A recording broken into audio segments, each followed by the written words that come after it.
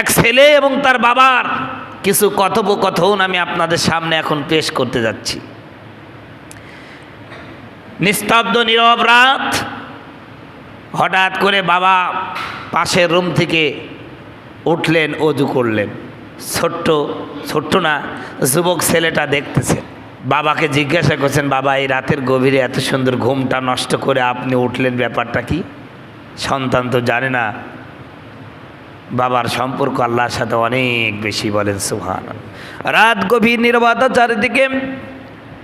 এক ছেলে ঘুমিয়েছিল, তার বাবা পাশের ঘরে উঠে অজু করলেন। বিছানা থেকে উঠেই ছেলে প্রশ্ন করলো, বাবা আপনি এত ভোরে উঠলেন কেন, জানতে চাই। বাবা হালকা এসে বললেন, ও আমার সন্তান, এই মুহূর্তে এই জন্য উঠেছি, আল্লাহ রাব্বুল আলামিন পৃথিবীর আকাশে নেমে আসেন আর বলতে থাকেন, কে আছো এমন যে আমি আল্লাহর কাছে তোমার কৃতকর্মের, তোমার গুনার জন্য ক্ষমা চাইবে, আমি আল্লাহ রাব্বুল আলামিন ক্ষমা করে দিব। বলেন সুবহানাল্লাহ। কে আছো?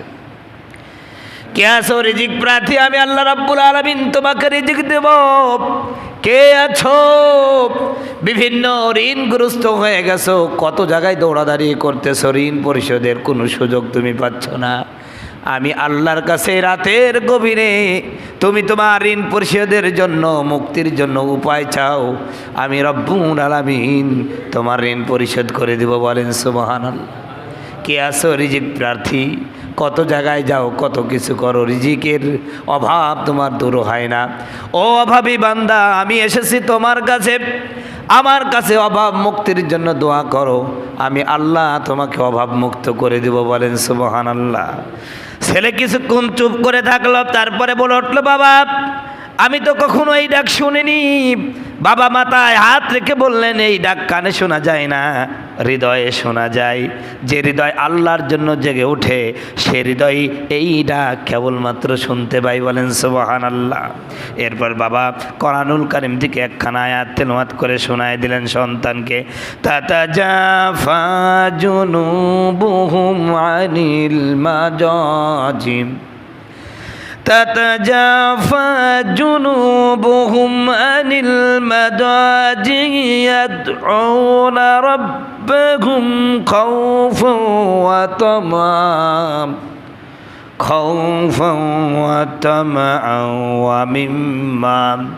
ومما رزقناهم ينفقون। আল্লাহ রাব্বুল আলামিন কোরআনুল হাকিমের মধ্যে বলেন, এই পৃথিবীতে এমন কিছু লোক আছে যারা রাতের গভীরে সময় যখন ঘুমিয়ে যায়, আমার কিছু বান্দা আছে ওরা বিছানা থেকে উঠে যায় আর আশার ভয় নিয়ে আমি আল্লাহর সামনে দাঁড়িয়ে যাই। বলেন সুবহানাল্লাহ। তাদের মনের আশা, তাদের মনের একমাত্র কামনা হলো, এই রাতের গভীরে যদি আমি আমার আল্লাহকে ডাকতে পারি, আমি আমার আল্লাহর সাথে সম্পর্ক স্থাপন করতে পারি, আমার আল্লাহ জীবনের সমস্ত প্রয়োজন মিটিয়ে দিবে আর পরমকালে আমার জন্য আমার আল্লাহর জান্নাত রেখে দিবেন। বলেন সুবহানাল্লাহ। প্রিয় ভাইরা আমার, সূরা রহমানের মধ্যে আল্লাহ বলেন, ওয়ালিমান খাফা মাকামা রাব্বিহি জান্নাতান। আমার আল্লাহ বলেন, যারা আল্লাহকে ভয় করবে আমি রব্বুল আলামিন তাদের জন্য দুটি জান্নাত রেখেছি। কয়টা? ভাইরা আমার, আল্লাহকে যারা ভয় করবে তাদের জন্য দুইটা জান্নাত রয়েছে।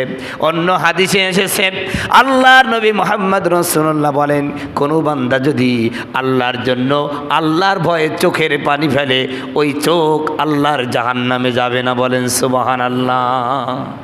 অলিমান খাফা মাকামা রাব্বিহি জান্নাতান। যে আল্লাহকে ভয় করবে, আল্লাহর সামনে দাঁড়াতে হবে, এই ভয় যারা করবে আল্লাহ তাদের জন্য দুটি জান্নাত রেখেছে। সম্মানিত বন্ধুগণ আমার, ভাইয়ারা আমার,